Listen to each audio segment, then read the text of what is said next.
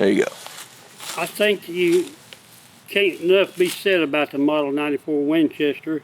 Thank you for giving me a minute to talk about it. The Model 94, or correctly 1894, before the advent of the Model 94, there was no smokeless cartridges. This Model 94 came out in the 3030 first, and that was the first smokeless cartridge in America today.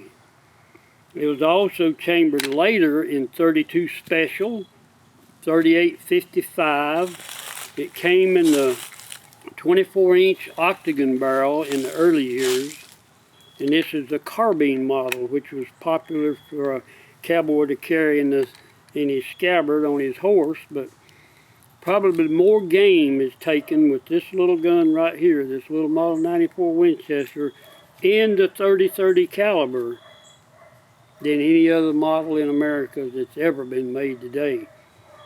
And a lot of guys would come back from the military saying they were shooting a 30-30. They called everything a 30-30 when they got home. Of course, that's not true, but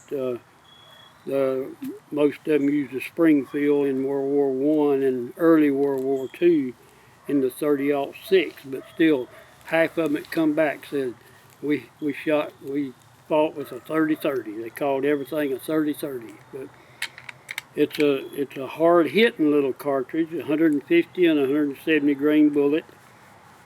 And it's an ideal deer cartridge, and bear hunters in the mountains up here prefer it over anything because they got to chase dogs through the laurel thickets, and this little short gun right here is ideal when they have to run in close on a bear that the dogs have got bayed, or even when they tree him. But before 1964, excuse me. In 1964, Winchester, the engineers, they had to cut some cost, they had to cut some corners, and after that year, all the internal parts were cast. Pre-64, every piece of this, every piece of the lifter, the mechanism, the bolt, the lever, everything, the action, everything was machined out of solid bar stock steel. And the way to ready identify one, if you walk in a gun shop, some pawn shop, there's one sitting in the rack right there, and you want to just take a quick look at it and see if it's a pre-64.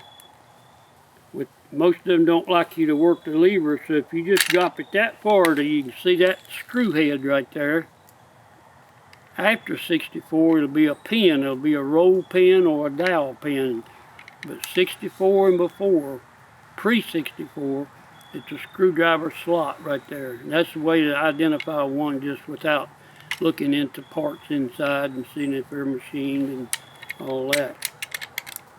This is my all-around favorite gun right here, and for small game and close range. Now it's effective out. It's good 75 or 100 yards. You shouldn't really try unless you really shot it a whole lot and good about distances. I wouldn't never take a shot at anything over 75 yards. That's even though it'll kill at the 400 or 500 yards, but the bullet would be a great arch, or trajectory would be great. But it's all around decent little gun, and Winchester discontinued it when they went under. Most everything went under, and it's being revived today in replicas. Birdie and several others make a replica of it. An identical replica is probably just as good as the one themselves, but when you see one of these on a gun rack or on display at a gun show or something, take it down and grab it if you can, because the price is going through the roof, and especially the pre-64. I gave all of my grandsons one, and they have modern bolt-action rifles. They have Rugers, they have Remingtons, they have 270s, 264s, and 257s, 308s. But I said, boys, I want you to get a deer with the old Model 94 with iron sights. And my grandson, my youngest grandson, 8 years old, September the 23rd, when they had that youth day, North Carolina Wildlife set aside a day earlier than any other, no gun season's in at all. Archery season wasn't even in. On September 23rd was a Saturday. A youth under 18 could take any modern weapon with a licensed adult and deer hunt. And my little 8-year-old got 2 with his Model 94 that I gave him. And that made me happy. It made me very, very happy. And like I say, I can't be, this is the gun I'd advise any young man to start with, because it's simple, it's safe, the hammer has to be cocked, and it's easy to let down. Open iron sights. By all means, start a young man out with one of these and then graduate him up to a more modern rifle. But this is a gun that revolutionized the world with the smokeless powder.